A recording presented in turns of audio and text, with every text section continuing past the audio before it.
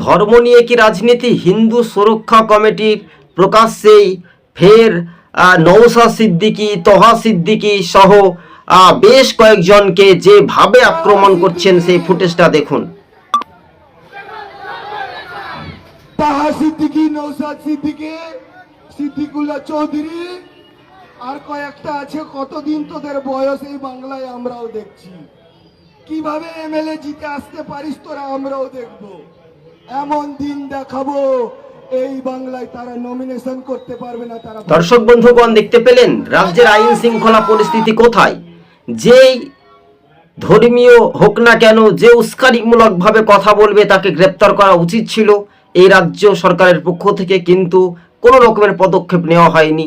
একেবারে 16ই আগস্টের দিনে বেসরু যে মন্তব্য করলেন তা নজিরবিহীন ঘটনা।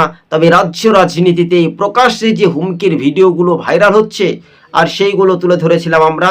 আমাদের সবুজবঙ্গ নিউজ চ্যানেলটি ভালো লাগলে শেয়ার করে পাশে থাকবেন। ধন্যবাদ।